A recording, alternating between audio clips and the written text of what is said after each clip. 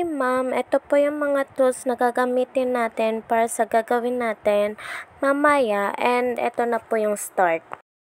So ayun nga po, ito magsisimula na po akong mag-cut ng cable. And then ayan na po, focus na po ako dyan kasi baka ma-cut ko po or masira yung cable and masama yung mga wires. So ayan na po. Kinakat ko na po ng dahan-dahan para hindi po masira. And ayan po, tinanggal ko na po. And yes, it's perfect. And kinakausap po ako ni Ate Andeng dyan kung magkano yung mga ambagan.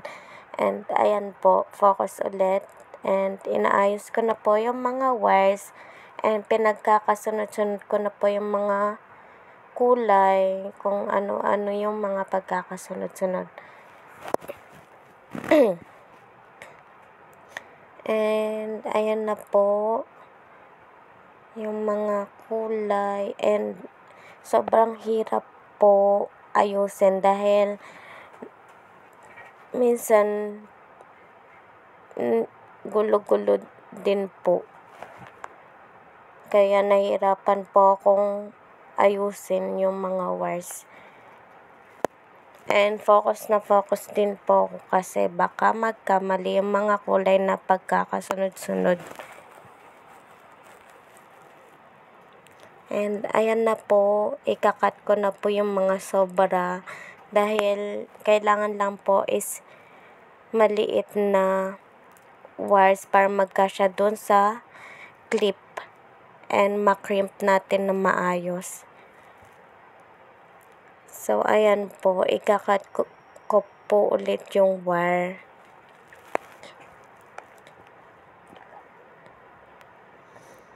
And focus din po ako, pero kinakausap po ako ni Ate Andrea dyan.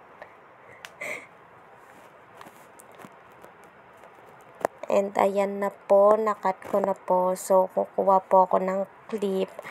And tinatanong ko po kung paano suotin. So ayan na po, ipapasok ko na po yung wire sa clip. Dapat po maayos yung pagkakalagay mo. Dapat nasa dulo and sakto din po yung pagkakalagay mo. So ayan na po, naayos ko po ulit kasi nagkagulo-gulo yung wire. And ayan na po, inaayos ko na po, and then papasok ko na po ulit yung wire. And ayan na po, napasok ko na po yung wires, inaayos ko na lang po na maayos. So yan na po, tapos na po. And sobrang focus ko na naman. So ayan na po yung next step. Kinuha ko na po yung pang-crimp, and then iki-crimp ko na po yung clip. Pinasok ko na po, and then pinisil ko na po para ma-crimp na po siya.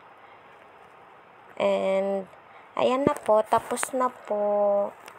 Thank you. Itatest ko na po yung gawin ko yung nakaraan. So, papasok ko na po. And then, papasok ko na din po yung isa. I-open ko na po. And 1, 2, 3, 4, 5, 6, 7, 8. 1, 2. Meron yun na yung hindi pa sa amin. Battery. Screenshot ko. Okay naman. Share ko nila nito. Pwede po dito. Tawa na. You are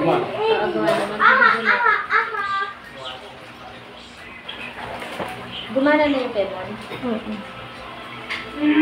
Pag-video ako dyan.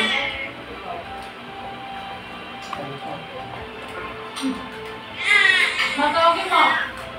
Marci.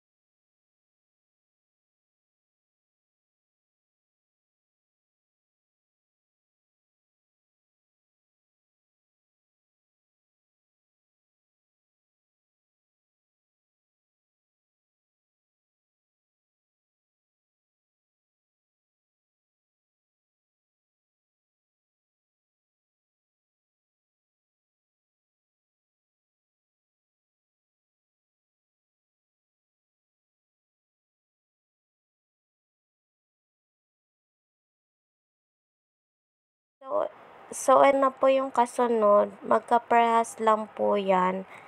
So, ginawa ko lang po yung sa kabila. So, ayan na po. Ganun lang din po yung ginawa ko dun sa pinakauna. So, panoodin nyo na lang po. Bye!